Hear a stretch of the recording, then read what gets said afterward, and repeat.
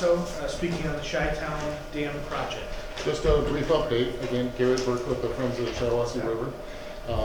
I know some of you have been out to Chi-Town, and hopefully everybody gets a chance to go out and see what's been done. Project's substantially complete. The contractor, Van Dam Trucking, still has some equipment on site. They're moved off to a project in Saginaw, and then we'll be coming back to do the Corona Dam. So I think there's still maybe 2 weeks out. They ran into a delay there. But anyway, all they have to do is demobilize, get their equipment out. There's still some dirt stockpiled there. They've got some final topsoil and seeding to go.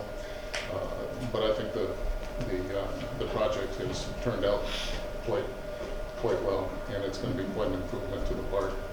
Working a little bit with the Parks and Recreation Committee on improvements, and just want to lend our support to the county, infusing more money into that park. It's going to be quite the showpiece.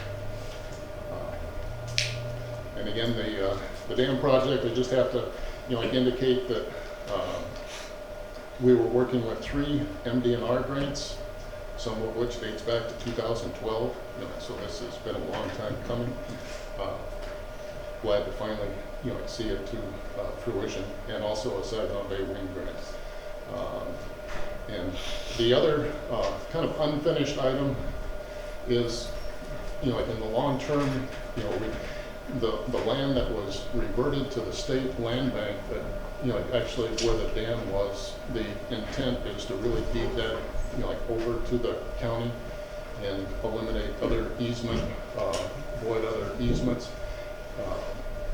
I think with the dam gone, there's no further liability than what you would have with the park there. There are some monitoring requirements in the MDEQ permit, they go on for 5 years, so there may be a delay, in terms of that final land transfer, unless we can come up with some mechanism to assure that that those monitoring requirements don't fall on the county in terms of any expense. That's all I had, unless there were any questions. Any commissioners with questions? Thank you, Mr. Burke, for that. Now we'll move on to Mr. Tom Mankey of Shiawassee Township, also regarding Chi-Town. Yes, I hope that you do get out there and take a look at it. It's a dang shame. What it's down to is they had to put a 6 to an 8 foot wide shallow pit running in the middle so that they could get they don't use canoes anymore, but the group that wanted it out, they use whatever those little kayaks. Yeah, thank you very much. That's what they use. They don't use canoes. That's old school. That's what conservationists use, but the new river people, they use them kayaks. But when you go out there and you take a look, you just shake your head, because if you get down there, I already did a story on it and took pictures of it. They had to take, just like in Owasso, how in Owasso, they've got those are not dams. By the definition of the state of Michigan, they're bumps. So they can stay forever. They're not a dam. But there's that little opening that runs through a chute. They've got the same thing at Chi-Town, and they're going to have the same thing at Corona. And the whole reasoning is so they can get their kayaks through and not bottom out. But please get out there and take a look at it. It's a darn shame. That used to be, I don't know how many acres. We had speedboat races back there. It had waterfowl. It had all kinds of animals. So get out there and see how it's all changed now down to about a 20-foot wide creek. Thank you. Thank you. Now we'll move on to a different topic. Shana Espinoza, regarding the reappointment of Mrs. Kraft. To the DHHS board. I'm Shana Espinoza. I'm the administrator at Pleasant View. I just wanted to take a brief moment and express that we would appreciate any support in reappointing Ms. Knopf to our board. She's been a valuable member since 1985. We have a number of ongoing matters at the facility that her insight will be extremely valuable for, and we really feel she'll be important to seeing those to completion. Any questions for me? Any commissioner questions? All right. Thank you. All right, at this time, is there any other individuals in the public that would like to address the board at this time?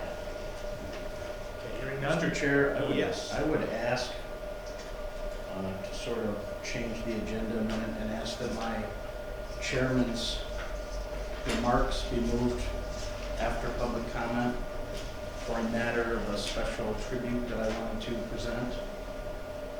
Any objections? There's no objection to that. Hearing none? I Mr. Chair, appreciate that.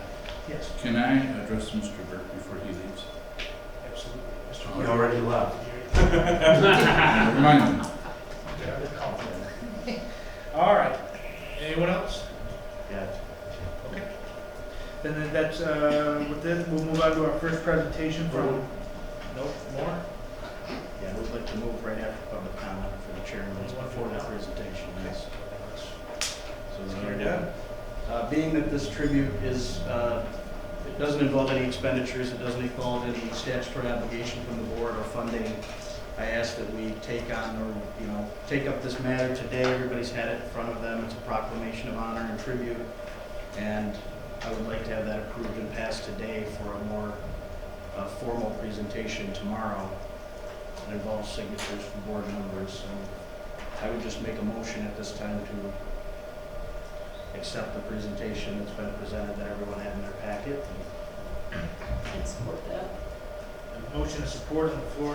To be clear, this will not move on to tomorrow, but if this item passes, it will be official board proclamation.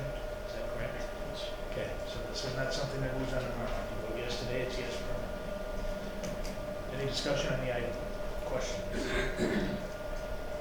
All right, hearing none. In that case, we'll go ahead with a roll call vote. Commissioner Webster? Yes. Commissioner Olshausen? Yes. Commissioner McMaster? Yes. Commissioner Root? Yes. Commissioner Garber? Yes. Commissioner Plowman? Yes. Chairman Mark? Yes. That motion has passed unanimously. Thank you, Mr. Chairman. Is there anything else you want to? Mr. Chair, if you would join me and Commissioner Holzhausen in the front here. We have something really quickly that we would like to do.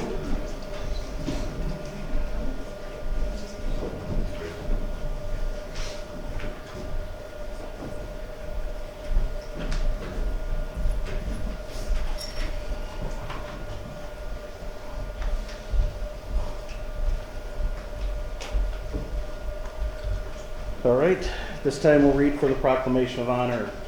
The Shiawassee County Board of Commissioners would like to honor and recognize one of their own. Whereas Gary W. Holzhausen has served the residents of Shiawassee County honorably for over 14 years. Gary was first elected 2004 as Shiawassee County Drain Commissioner, serving from January 1, 2005 to December 31st, 2008. During his time in the Drain office, he was instrumental in identifying talent and hiring several new employees that to this day are still currently employed all over Shiawassee County. After a short sabbatical from public service, Gary returned to public office on January 1, 2011 as a county commissioner, representing District 3, a position that he still holds to this day. And by the end of this term, Gary will have 10 years of consecutive service as a county commissioner. Whereas, during Gary's time as county commissioner, he has served in many capacities, both as chairperson and member of the commission, serving on numerous boards, the Health Board, the Central Dispatch Board, Health and Wellness Board, and Gary stood firm on his beliefs. And sometimes, despite popular opinion, he always makes sure the residents of District 3 are heard and well represented. Gary's been instrumental in navigating the county through the Great Recession by making necessary budget cuts, yet continuing to provide essential services. Gary has been a long-standing member of the Valley Area Agency on Aging, with an interest in our local Shiawassee Council on Aging Board. Gary has fought to make sure seniors in Shiawassee County are not forgotten, as well as provided for through numerous programs. Whereas Gary has also been tasked with oversight of the Building and Grounds Department, he's been a key contributor in developing the site plan for new drain and facilities building. He was the first to volunteer his time to operate heavy equipment to clear the building site, resulting in significant savings to the Shiawassee County General Fund.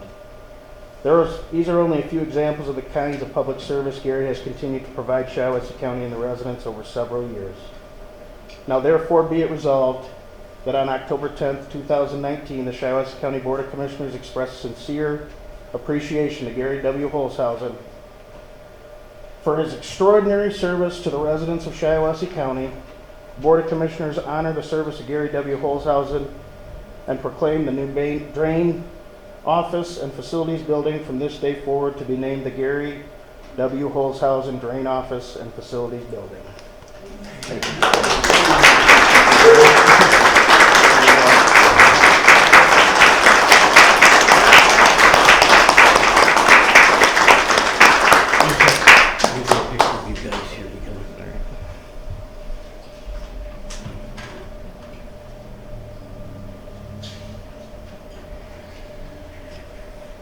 Congratulations, Gary. If you want to say anything? Well, I'm completely surprised. You can't hold it.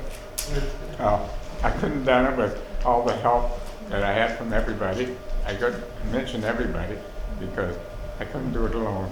So also my wife, she's here. We've been married 56 years and she kept me on track. So that's all I got to say.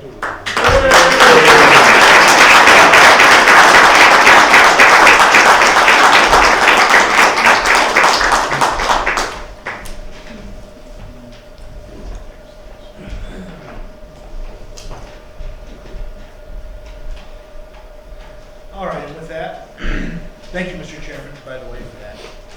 We'll move on to our next presentation. Rebecca Zemlin, Director of the Capital Area Community Services Shiawassee Office of Homeless Awareness. The floor is yours.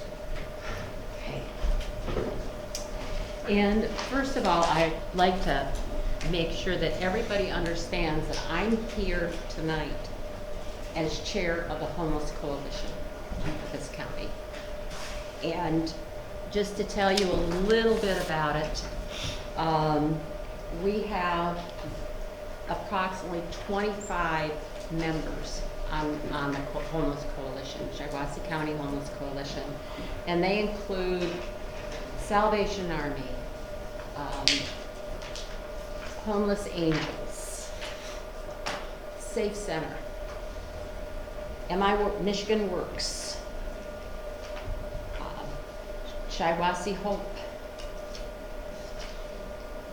Department of Health and Human Services, Legal Services of South Central Michigan, OSHA, who deals with veterans in this community, the House of Hope, the VA, McKinney-Vento. And that's just a few. And everybody works really hard in their own specialty areas. And when we come together, we have really good conversations, and there are problems that are resolved. Everybody has a packet. This is what's called a pit count. On January 30th, from dusk to dawn, we have teams that go out and try to find homeless people.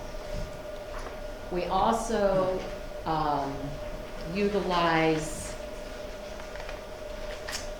shelter nights, however many people are in the shelter at that night, at that time. So on this, you'll see a lot of that information. Salvation Army had 13 people in a motel that were homeless. Safe Center had 44 in their shelter on that particular night. And there were 3 unsheltered that were spending that particular weekend at O-Town Cafe because they had no place to go. And we came up with 60 people on that one night, and if you remember, it was extremely cold, bad weather. And we were lucky that we had O-Town Cafe that opened their doors that night and for the weekend, for a week, so that people could be warm. If you go to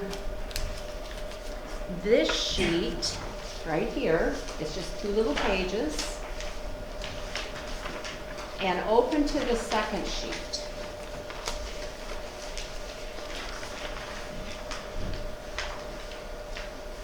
And I want to preface this with, the numbers you see here are the numbers that these organizations touch. It's not those that were still homeless at the time and nobody could help, or they did not come in to see one of our member organizations. These are generated from the state homeless information system. And as you can see, in 2015, we had 244 homeless. In 16, 262. In 2017, we had 325. This page is like the demographics, some of the demographics. How many were veterans, how many were seniors, how many were chronic homeless, unaccompanied minors, youth, how many children were in families, how many adults in families, and how many adults singles over 25, because youth is up to the age of 25. And it's really interesting how they have changed over the 3-year period of this. And then we're going to bring everything up to date. This particular paper, I think it's 11 pages, was just presented to the Homeless Coalition by Michigan Coalition Against Homelessness. And it goes on, it gives a lot of information, a lot of data, it gives comparisons. This is Shiawassee County only. So if you go to page 5, here's a graph, and this covers 2018, right up to date. And it is a comparison between 16, 17, and 18 this time. And it measures the length of time those we've been able to touch have been homeless, and compares that information to the years.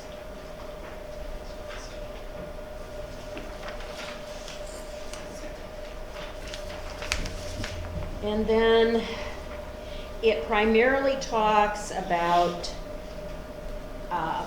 shelter and transitional housing and permanent supportive housing. And I don't want to get into that too much because they're just different types of housing, that housing grants. For instance, permanent supportive housing. We just received 5 units of permanent supportive housing. That is for people that are chronically homeless, duly diagnosed, and that have just really not done well. They're usually living outside, they're having problems maintaining housing, and they have a history of non-housing.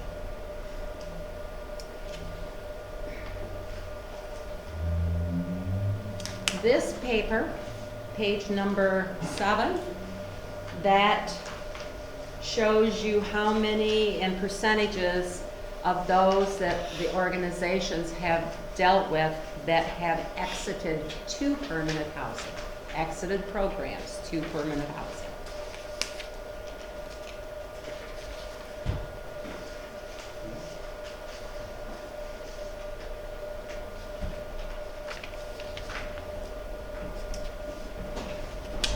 this is a graph on page 9 that shows you of those that have been in housing and have exited, they've lost their housing.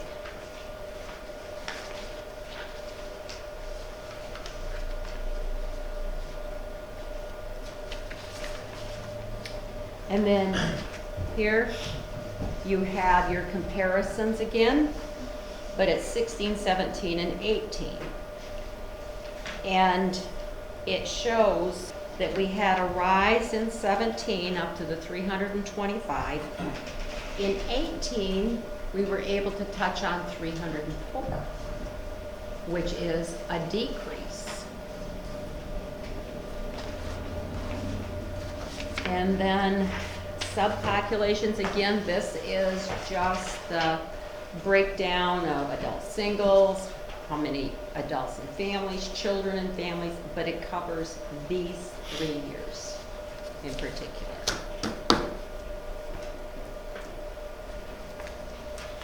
Are you all cross-eyed yet? These two pages I'm not going to really talk about because these are regional. We are in Region 6 right now. And so these are total numbers for the entire Region 6. And that's a big region, that's Flint and Pierre, all the way across to the thumb. And then briefly, I'd like to touch on Project Connect. Project Connect came out of Project Homeless Connect. And this year we had 156 households go through, which represented 455 people. We have in the past years opened that up to any low income in this county. We had 28 veterans go through, which was really good. It's up from last year. 57 of the families through were employed, and we had 6 literally homeless families. And then the areas of the county they're from. And then on the next page is a list of the services. It lists veteran services separately. And at the end it says we provided 2,998 information and referral services at Project Connect. Project Connect, if you haven't seen it, we had 41 organizations under one roof that were able to provide information, referral, and in some cases, direct services. We had the Greater Lansing food truck out there that gave away food orders. We had the Lions Club locally that provided eye exams for children. The Sheriff's Department had a school supply, back to school supply drive. Those were all handed out, packed and handed out to children. We had 6 beauticians that donated their time to come out and cut hair. They did 60 haircuts. We had a manicurist that came out and brought her tech, and she provided manicures for anyone that wanted them. Redeemer Lutheran came out and they provided personal needs. A lot of the individual organizations had personal needs that they handed out also. This was a terrific event. And we had over 200 of the little box lunches, and we ran out. So it was pretty eye-opening and exciting at the same time. So that's kind of what the Homeless Coalition is about. We get grants into this county for homelessness, and the coalition says yay or nay. Do you have any questions? Any commissioner questions? Yes, sir. I have a question. On this chart right here, Okay. for veterans, you show a decrease from from homelessness among veterans from 2015 to 2017. Mhm. But those figures, was that over the entire year? So for Yes. 2017, there were, Yes, yes, so that doesn't mean that there necessarily was 10 veterans that were homeless at the same time. right. That's a yearly total. And how, if you had to guess, if you had to approximate, how many veterans do you think are homeless right now? Are they being served? Are they being underserved that are homeless? And what are their options on places to go? Okay, in the state and federal governments have kind of divided regions, everything into regions. So the Oakland, Livingston Community Action Agency handles a region. Shiawassee County falls into that region. And they have 2 people that do case management and actually work with the veterans in each of those counties. And the counties are huge. It's big. It's a big area. And they work very closely with the VA locally. And those dollars, the federal dollars, are used towards only veterans. And they receive case management and a lot of assistance from that program. And I know that our VA director works very closely with them. So there's been a little bit of turnover because they have so much area to handle, but they have a couple of really good, knowledgeable case managers that are willing to travel. And that's a big thing. I get the monthly reports on veterans and what they're doing, where the veterans fall into those reports. And I haven't seen in a long time any more than 1, maybe 2 that OSHA has been able to connect with. So I'm not saying that there aren't more, but the veteran numbers are lower. We have, occasionally we have a veteran come through one of our programs, and we'll do the initial intake and all of that stuff. And then hopefully OSHA is going to take that case on. So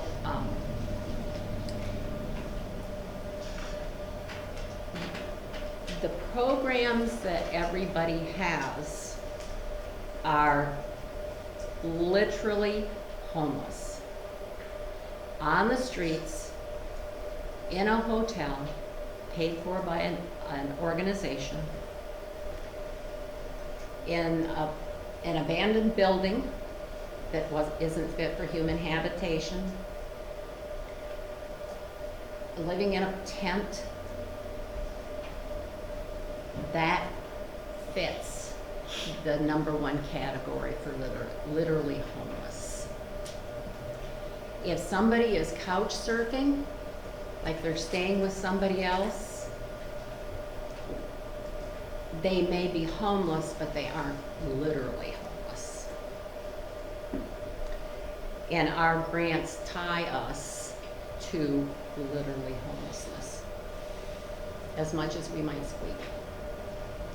So, did I answer your question? Yes, you did. So if you don't believe that, you believe that if there is a homeless veteran population, they are not underserved. They are being served right now. I think if they're aware of the service, Right. and I do know that the VA makes them aware of it, that they are getting services of some kind. Thank you. But then again, I have a senior veteran who's living outside of somebody's house in a tent.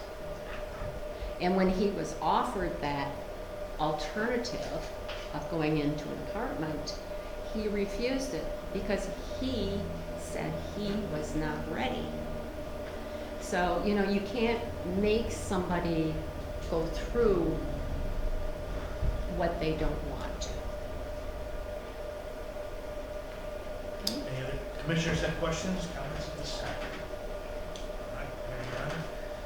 Mrs. Emma, thank you very much for your presentation today. And with that, we don't have any other presentations this time. We're going to look at election sources, the action item. That we need to do. All right. And then, like, was there something that you were going to talk about with the governor? What are we doing then? The governor's cuts. You mentioned that. I just brought them up that those were still, they were vetoed, and they still are. There is some legislation, Maybe we but can discuss that another time. other agenda items. Do we have anything on that at all? No, not this time. No, not with anything on this side. All right, and with that, then, we will now move on to County Finance Administration. Commissioner Plowman, you have. Thank you, Mr. Chairman. Before I make any motions, I'd like to do a brief report on the MERS conference. Last week, MERS met. It was a packed conference. It had over 500 attendees. It might be a record. Through June of this year, investment policy by MERS, with the monies that are given to them for retirement from counties and all jurisdictions, other jurisdictions, the rate of return has been 8.4% through June of this year, in 2019. In 2001, MERS paid out in retirement $182 million. In 2018, they paid out $892 million in retirement benefits. Their total assets equal $11 billion. So 8.4% return makes that very good. Their benchmark for when they figure what counties owe them for MERS payments is 7.75. So our benchmark won't be as much, or it's still a lot, but because of the good rate of return, it won't be as much. In 2021, the benchmark is going to go to 7.35, and that's based on historical records. And also in 2022, actuary tables for life expectancy for people in MERS will change. And they don't really know exactly what that change will be, but they'll be doing that thing. But as we see as a county board, our MERS investment portfolio is doing quite well, which is really good because that helps our legacy costs. I'd just like to report on that. Any questions on that? If I can't answer, I'll find out the answer.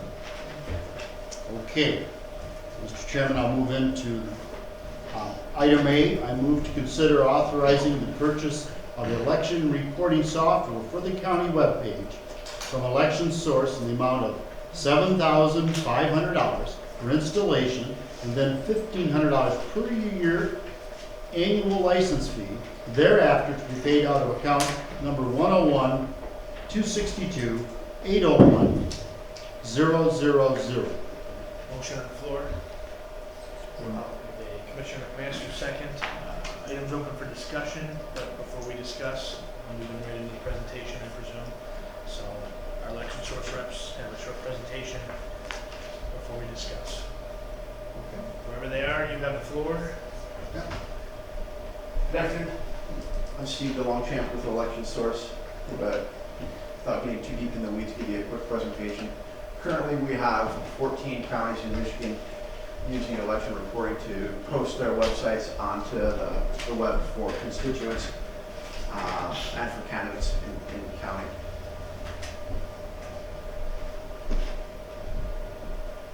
Likewise, 3 of your neighboring counties are already using election reporting. Hingham, Gratiot, and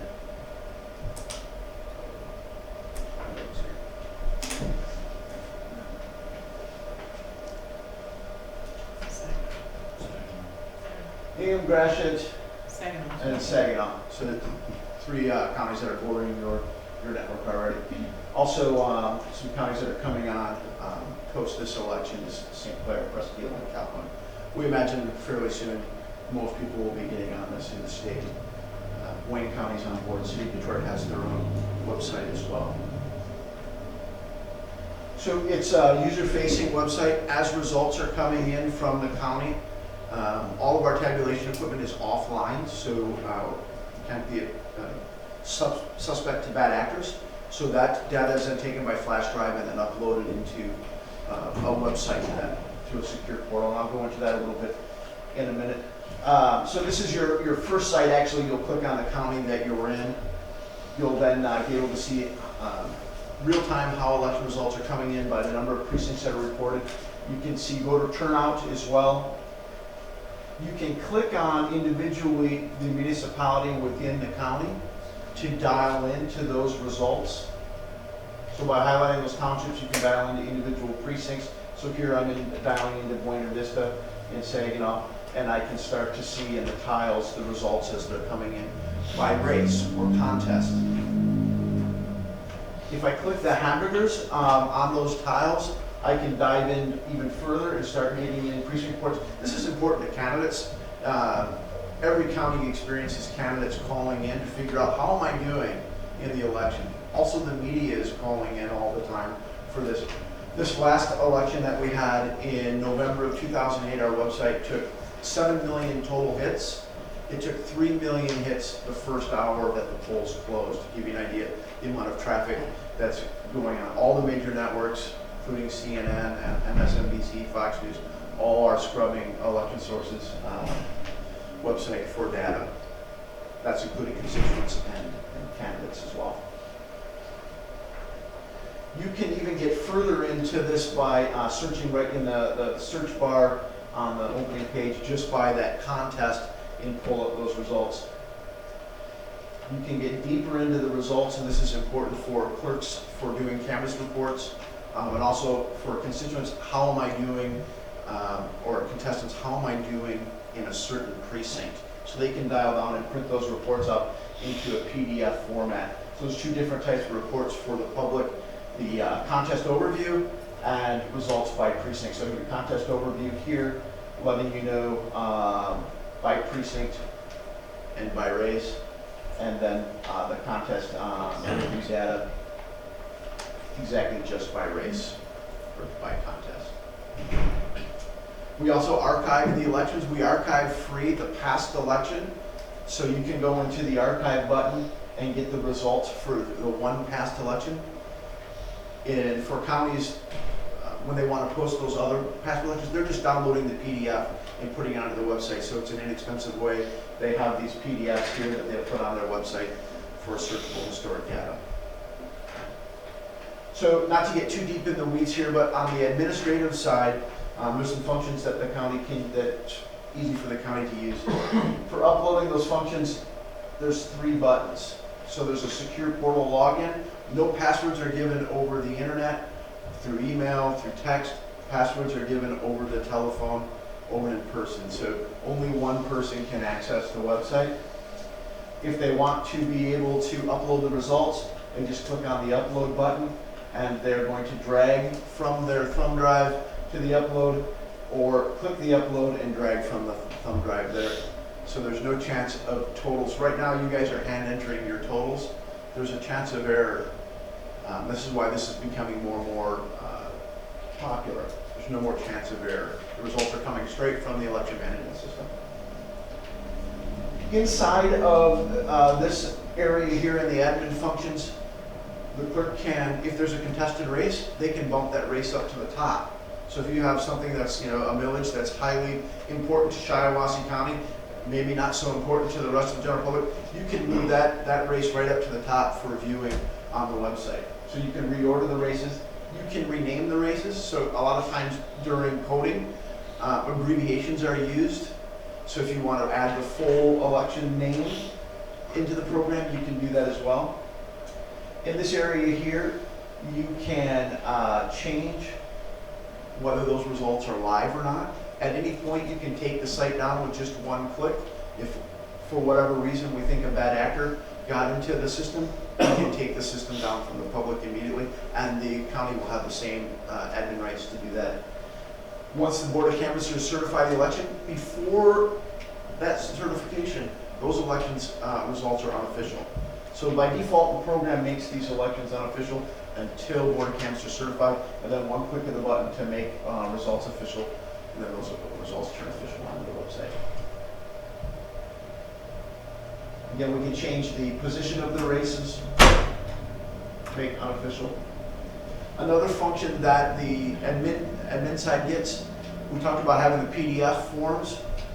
They also get on their side CSV files, because they can use those files in canvassing. And one of the things that in the CSV files, per election law, you have to have the numbers spelled out, kind of like when you write a check, $1,124. You have to spell that out. So we also have that inside of the program for the clerks on that side. But those CSV forms can be manipulated, so we don't allow the public to get those. That's only on the admin side. Cybersecurity, I mean, we live in a climate right now where I'm sure you've heard in the news that we've got Russian interference, Ukrainian interference. I can assure you that no election in Michigan has ever been tampered with by an outside force. That's not to say that it can't happen. So we've taken cybersecurity extremely, extremely important. We're working with the Department of Homeland Security, CISA, with Federal Election Commission, Bureau of Elections. Currently, we're working with the Homeland Security right now that is going through all of our systems, giving us recommendation updates. We're also using AWS Shield. All of our programs are run through Amazon servers. We use only domestic servers through Amazon. So if you think about it, as demand calls for folks getting onto this website, the more servers that keep generating across the United States. So there's no slowdown as people are getting on, as more people are getting on, more people are getting on. And Amazon does a couple things for government and government workforces like us, like providing DDoS protection. So one way that bad actors can slow and clog down elections is they can have bots just pinging and pinging and pinging and pinging and pinging the system and bogging it down. We automatically have that DDoS protection as well as the AWS Shield protection. For end-to-end encryption, we use military-grade encryption as well, and we use auto-rotating SSL certificates. So it's like hitting a moving target. Everything's always moving within our system. For database storage, we use segregated firewall and networks that require VPN access. All code changes are tracked through Git, allowing us to track who, what, when, and where, should there ever attempts be made to try and get into the program. Our developers only have development in the development site. They don't have access to real-world site. So we're able to go in and scrub everything that's done on the development side before it gets put out into the public side. So quick and short, that's really what we got, but I can show you quickly what the system looks like live.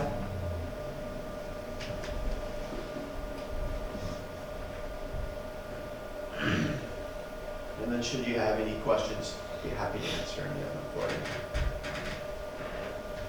So this is the opened up site. You get the state of Michigan. We also are in the state of Minnesota, and we're working on getting them up and running for the 2020 election. So primarily the whole state will go on the system. So you click on the county. Currently we only show the counties that have an election that are a different color from the map scheme. So if I click on a county like Saginaw,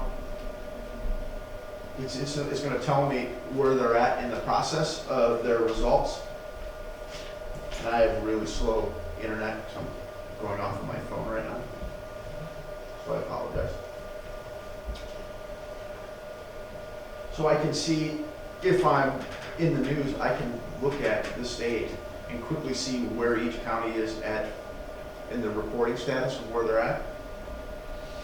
I can go in to view the details. I have the sidebars here to be able to click if I don't want to click on an actual municipality. You can see that it lights up on the side as well. It gives me all of the data that's going on for that precinct. I can scroll down into the tiles, and for every race there will be a separate tile. Again, I can dial into those hamburgs and get the results as well.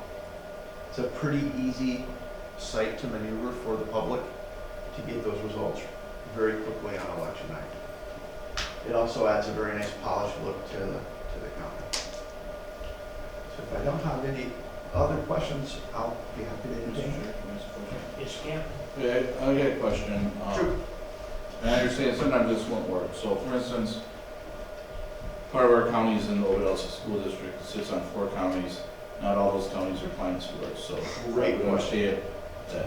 But like our state rep seat, which goes up into Saginaw, if we're a client and Saginaw is a client, can we just click on our state rep? Can you adjust it so I don't have to go to Saginaw and back to Shiawassee and back to Saginaw and back to Shiawassee, since, like, is that a programming thing that you guys could offer? Or if we have a school, Chesaning School District, Norfolk School District? That's a great question, and let me approach it from a different angle. You can look at those results just from what's coming in from your county, but we have an opt-out button inside of, let me go back to this presentation here.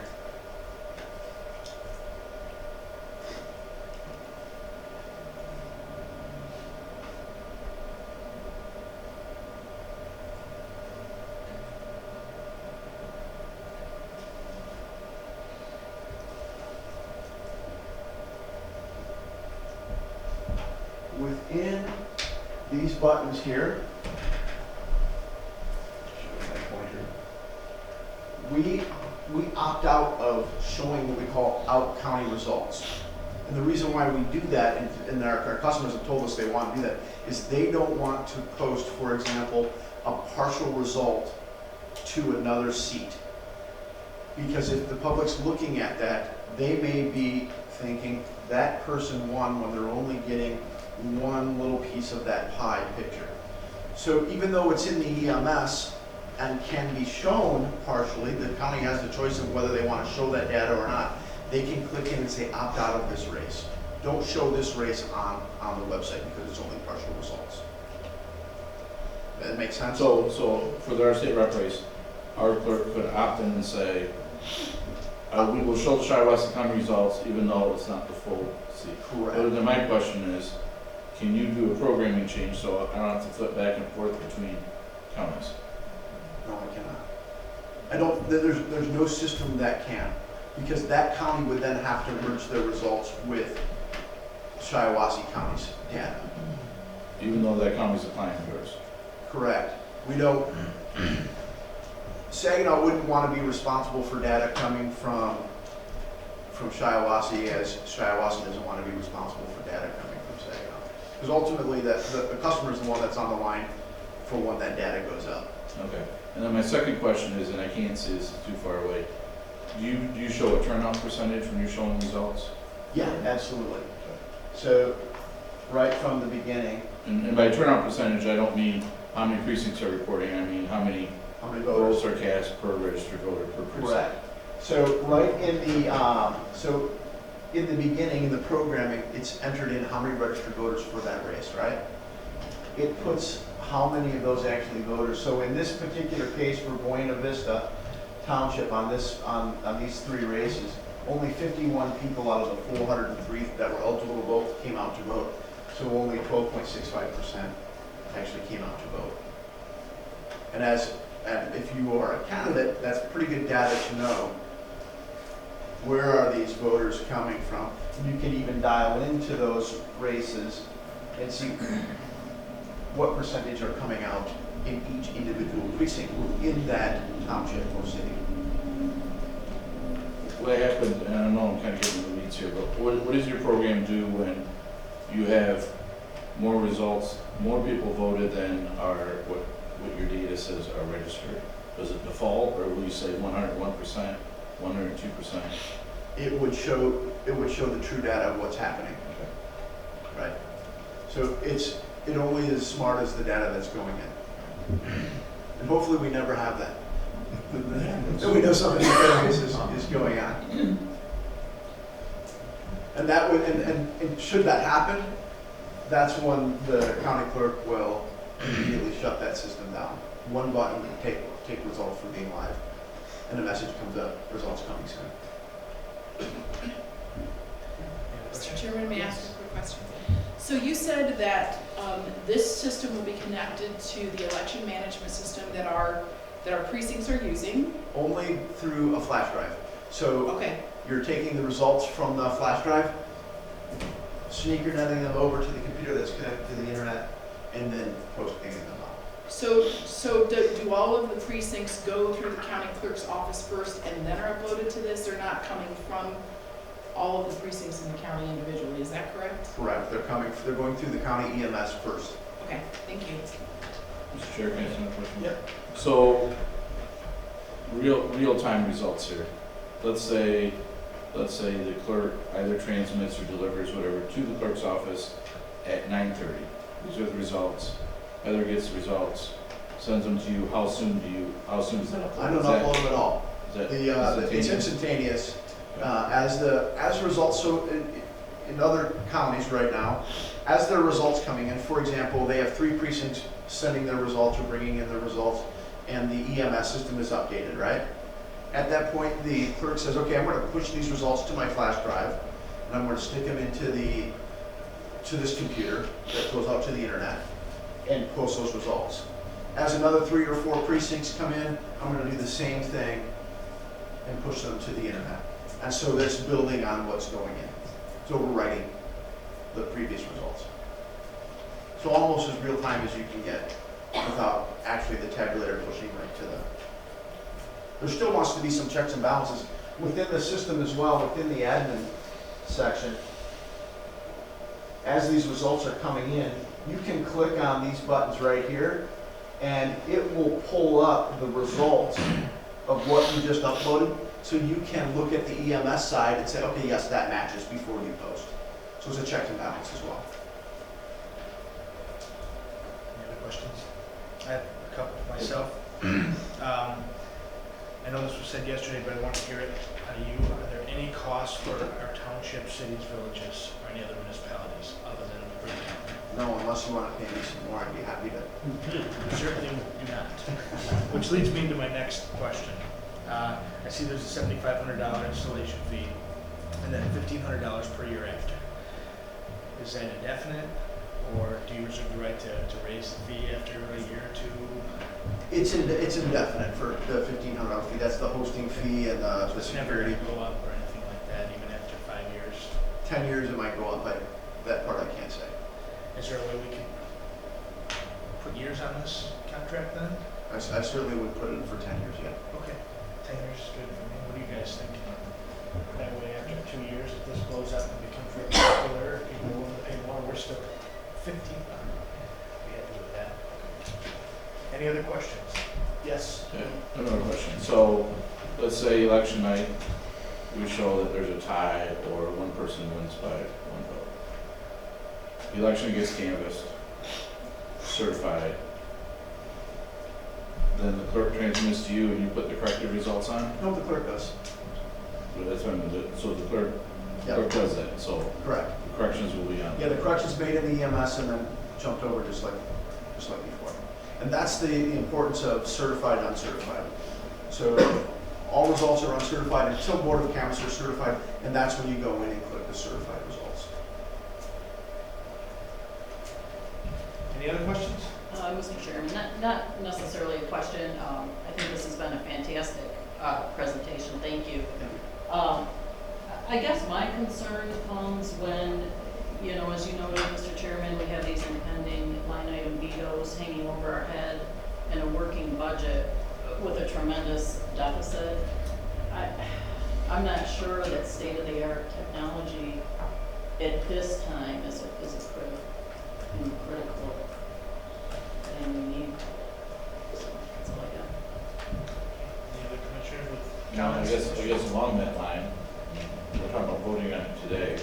The next election is going to be March, presidential. You're going to have 3 substantial elections next year.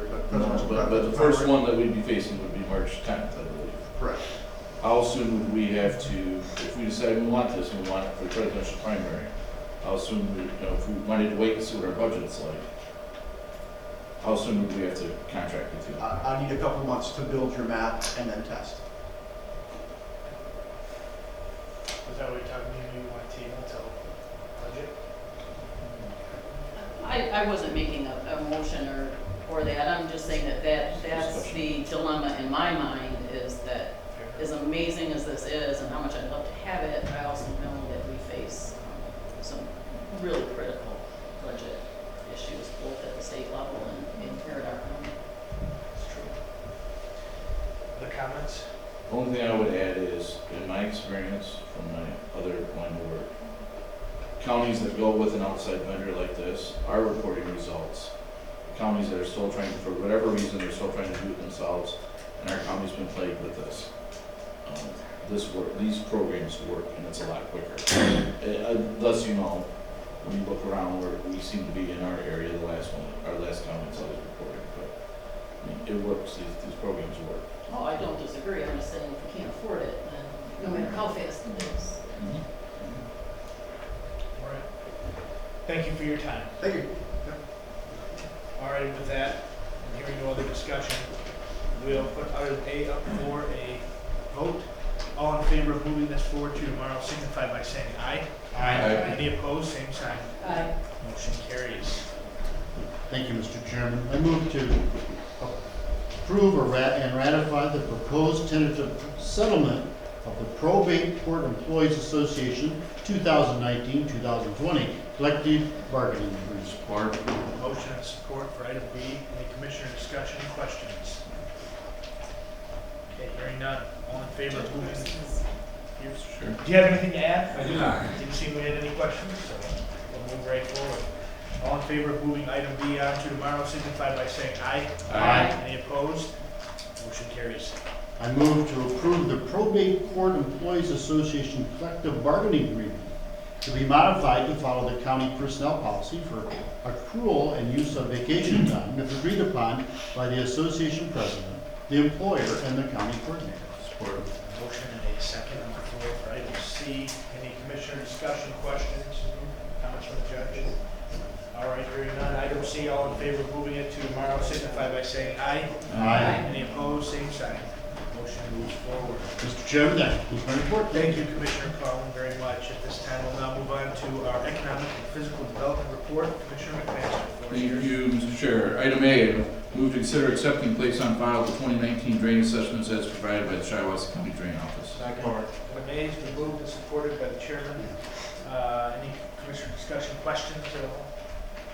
All right, hearing none. Item A, all in favor of moving on to tomorrow signify by saying aye. Aye. Any opposed, same sign. Motion carries. Item B, I move to consider removing Joel Macias as a regular member from the Zoning Board of Appeals and appoint the alternate member Tammy Smith as a regular member effective immediately and expiring 12/31/2020 or until a successor is appointed. Second. Motion and a second. Item B, open for discussion, questions. Hearing none. All in favor signify by saying aye. Aye. Any opposed? Motion moves forward.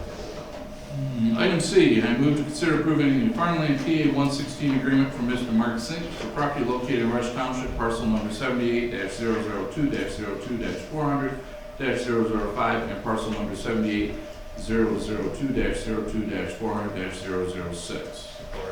Motion and second on the floor. Commissioner, questions or discussion? Mr. Sink here, wish to say anything? I don't know if he's in the crowd or not. All right. Item C, all in favor of moving it forward signify by saying aye. Aye. Any opposed? Motion moves forward. Item D, move to consider approving a farmland PA 116 agreement for Mr. Mark Sink for property located in Rush Township, parcel number 78-002-04-100-002. Motion supported by Commissioner Olshausen. Item D, questions, discussion? Hearing none, all in favor signify by saying aye. Aye. Any opposed? Same sign. Motion moves forward. Item E, I move to consider approving a farmland PA 116 agreement for Mr. and Mrs. Michael Glass for property located in Burns Township, parcel number 78-016-11-200-004. Second. Motion, second on the floor, Chairman. Item E, questions, discussion?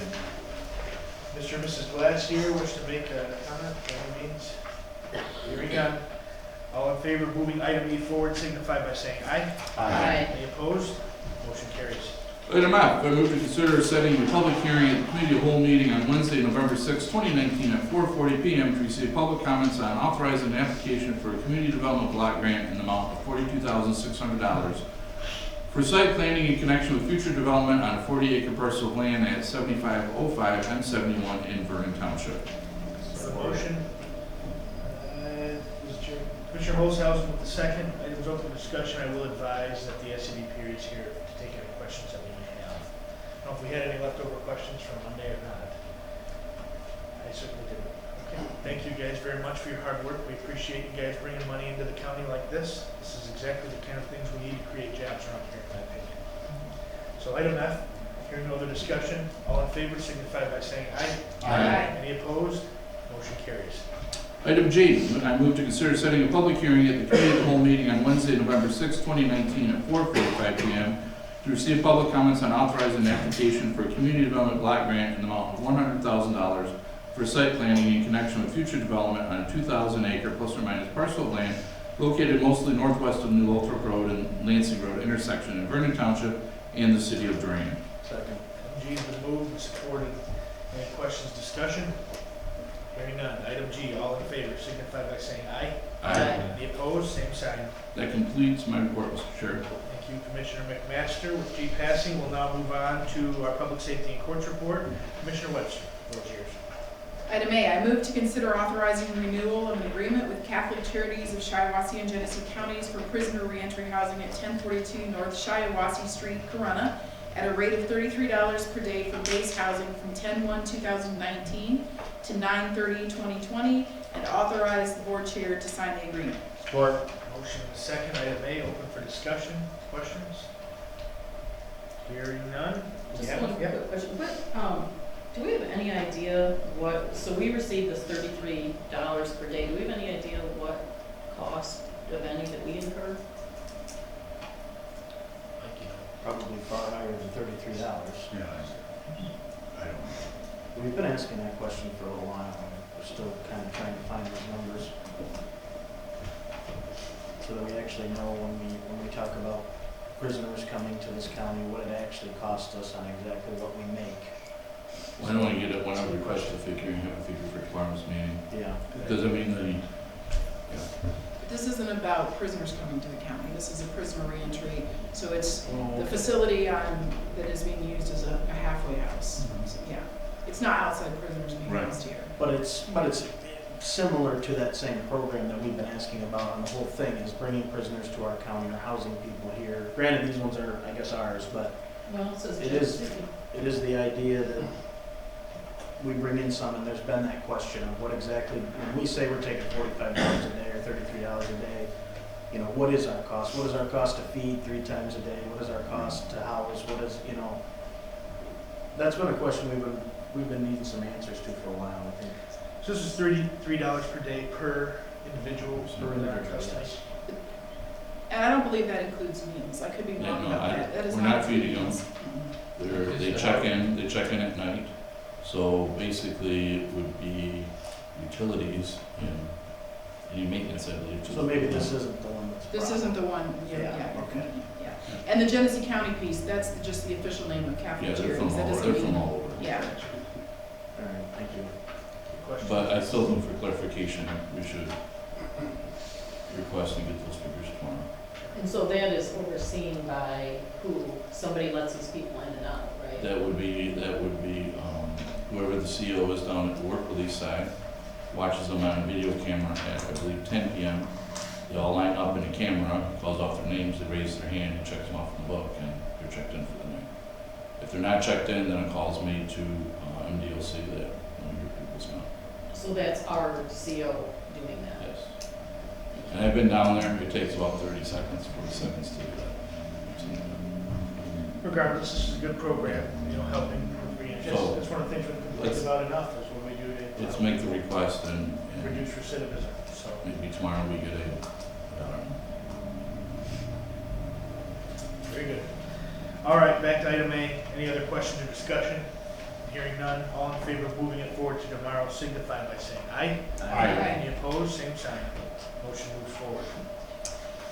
Item B, I move to consider approving the prosecutor's request for a rehired employee to receive credit for prior county service solely for the purpose of determining the employee's vacation time accrual rate. Note, the county's personnel policy provides for a rehired employee to receive credit for prior county service for vacation time accrual if rehired within 6 months. The employee in this case worked as a secretary in the prosecutor's office for 17 years before leaving county employment in January of this year to move out of state. She has since moved back to the county and has been rehired to fill a vacant secretary position in the same county department. Because the break in employment was 8 months instead of 6 months or less, she can only receive the credit for vacation time accrual if approved by this board. Approval of this item is not anticipated to have any budgetary impact. Support. And B's been moved and supported. Questions, discussion? Anything different than what we talked about on, was it Tuesday, yesterday? These are running together. All right, hearing none. All in favor of moving item B forward, signify by saying aye. Aye. Any opposed? Motion moves forward. Item C, I move to consider authorizing the chief judge to increase the annual compensation of the circuit court administrator by approximately $15,000 while she is serving a dual role as the interim friend of the court director while the court continues seeking qualified candidates for the FOC director vacancy. Note, Go ahead. even counting the services of a local attorney contracted to conduct FOC hearings, approval of this item will result in an approximate overall savings of $45,000 per year until the FOC director's position is filled. Support. Motion's been moved and supported. Item C, open for commissioner discussion. Questions? None? All right. Judge, anything? Okay, hearing nothing. Item C, all in favor of moving it forward to tomorrow, signify by saying aye. Aye. Any opposed? Aye. Motion has failed.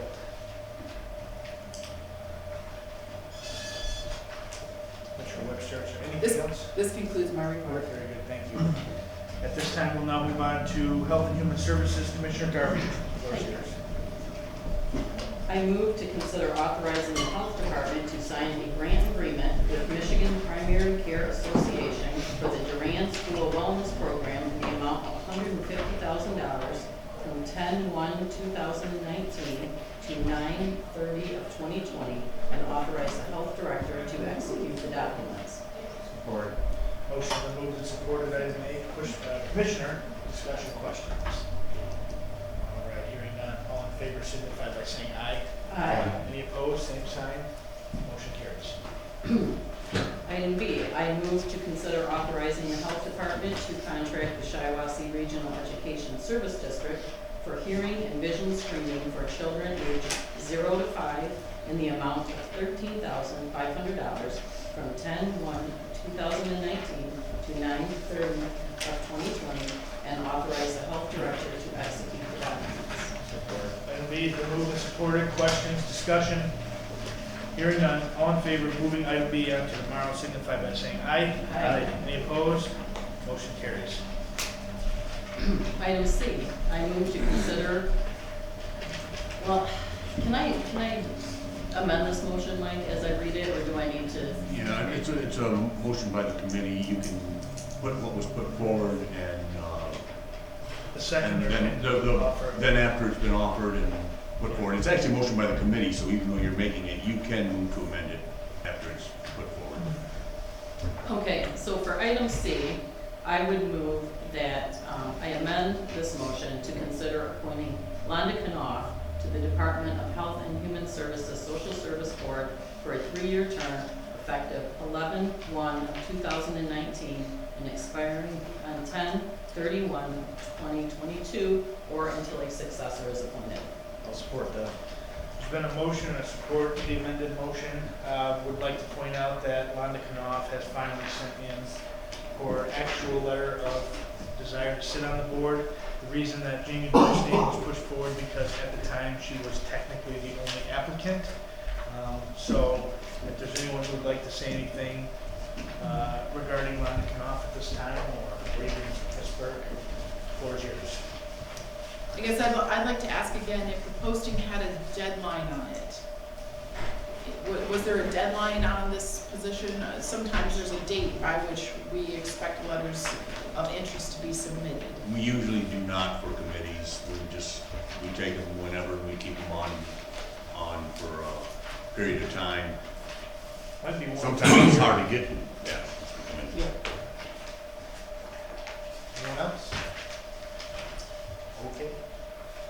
favor of moving the amended item C onto tomorrow signify by saying aye. Aye. Any opposed? Aye. Motion carries. Commissioner Garber, anything else? Nope, that concludes my report, Mr. Chairman. Thank you. Thank you very much. At this time, we'll still wheel back around. Mr. Chair, if there's any other comments you have. Nothing else. Thanks everybody for the support on the special item today, and appreciate that. But I will need everybody's signature. And also, we do need to think about then the open house for this building. We want to do it in October, so we need to check our calendars and see what works. Building and grounds is going to be all moved in, I believe, by the end of next week. This week. This week, the end of Hopefully this week, maybe still. So at least we'll have everyone there, and then we can do refreshments and present the proclamation again while we're there. But we do need to decide, I guess we can do it tomorrow, we need to officially decide on a date, but something to invite all the county department heads down and, just tour through the building, see the building, and do a little dedication out front. So hopefully, I would say sometime next week, because we're getting into October where you never know how the weather's gonna be. If not next week, definitely the week of the 21st. So I guess we should run some dates tomorrow to see what works for everybody, if everybody's gonna be in town, and what works best. Oh, my own suggestion, it might be a good day, instead of raining or something, a new place there. The outdoors. Yeah, I guess we should ask you when you're gonna be around. I'll be available anytime. Very good. That's all I have. Thank you. All right, very good. Any other commissioners with any other agenda items at this time? Commissioner I have McMaster? two things. One is, I'm gonna make a motion to add something back on the agenda, but, the first one, can we look at, and I know it's only October, but can we start looking at, when we would have our organizational meeting in January, and when our first week of meetings would be, the first falls on a Wednesday. I know in the past, usually we've done the first Wednesday, so I don't know if that's gonna fall to the 8th or not, but I'm just trying to make plans for January. The second item, and I apologize I was gone, I was the one that requested this be put on the Health and Human Services Committee agenda yesterday, was item 7. Consider a resolution to designate November 2019 as Homeless Awareness Month, and I would like to make a motion for that to be placed back on the agenda. Support. Okay, we have a motion of support for making a proclamation, I presume, that Yeah, you want the sheet? October. Sure. Any commissioner question, discussion that's officially considered resolution to designate November, rather, I'm sorry, yeah. 2019 as Homeless Awareness Month? I said. And we need, what, 2/3 vote for that, correct, to get it back on the agenda? That's- No? This is a committee meeting, you put it forward. So any discussion, questions? Alrighty, all in favor of bringing this back to life for tomorrow, signify by saying aye. Aye. Any opposed? Aye. Okay. I will also say aye to that. It will be added to tomorrow's agenda. Anything else? All right, we'll move back then to our second opportunity for the public to address the board. And yes, Mr. Tom Mankey, What's Township. Yes, I just want to, first of all, what y'all got to understand is what Ms. Emma told you today was so important. They've done so much work putting this stuff together on this homelessness. It is, as many of you know, I was involved with a restaurant for 5 years where we fed people for free. We were the only restaurant east of the Mississippi that did not have pricing on food. Fortunately, today we're not needed. That restaurant is not needed today. Thankfully, this administration that is right now has brought in so many jobs. We're 1,000 jobs right now. In this county right now, there's 1,000 jobs going without. So what you might ask, if there's 1,000 jobs going without, how can there be homeless? I think Ms. Emma touched on it real well. Many of our chronic homeless people, they don't fit in the paradigm of normal work. Many have mental issues. Now, I work with several non-501c organizations. One is the Angel Hands Outreach. They just serviced over 500 people in September and gave away 300 backpacks. So there is several of us, and I'm a member of still the Serene Bean where we give food out. The big thing is between our different organizations, what we see is there's so many right now, and there's a whole bunch right now that are camping between railroad tracks. You heard a few months ago a person that came on here and talked about little housing. And what was discussed at this board was we weren't going to need that because we have homeless angels. They don't like me talking about this, but they can only accept a few. And they're not going to accept the ones that Ms. Zemla sees, I see, homeless hands sees. They want to reach families with children who we see are a lot of adults who have mental that aren't going to be allowed in. They also have addiction problems. I've already been told by homeless angels that they will accept people who are alcoholics and drug addicts, but they first got to go through and get, right. Well, that's not realistic for our homeless people. So please, what I'm asking you all to do is we need to come back and we need to look at this issue. Homeless angels, fantastic. They've got over $100,000 out of the community, and they're going to do something that's going to serve some families and a few others. But our core homeless that we took care of at the Salvation Army a few years ago are pretty much still going to be all on the street. They don't want apartments. They can't. They've got mental. So please, this next month on this Homeless Awareness Month, what I would suggest is, I like the idea that was brought forward to the little homes thing, but not just for veterans. I'm looking for all people, or if not that, then something, because we're going to have, well, we heard 60 people on the street that one night, and Old Town Cafe is closed. There's no place to take them in the middle of the night now, and the police department don't want them. I begged them to take a guy to jail one night. They wouldn't take him to jail. They refused to take him to jail. So please, and thank you very much. And thank you so much for all that you do. Very good. Mr. Chairman, I have a comment, but I'll fill that out, please. Yep. May I? The floor is yours, sir. I'd like to refer to County Finance and Administration, page 1, and it was suggested that you might go to a 10-year contract. I really believe with the rate of AI and as quickly as things are changing, I would like to plant the seed in your mind that when you make this decision tomorrow for a contract, I wouldn't go anything over a 3-year contract with a 60-day separation.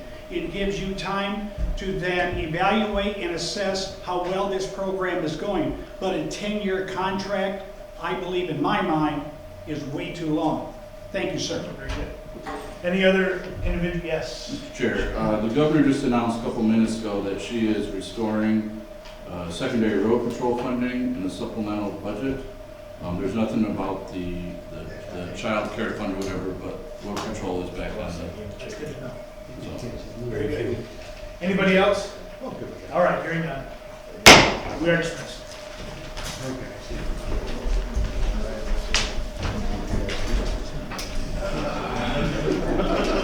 They were basically asking us to leave.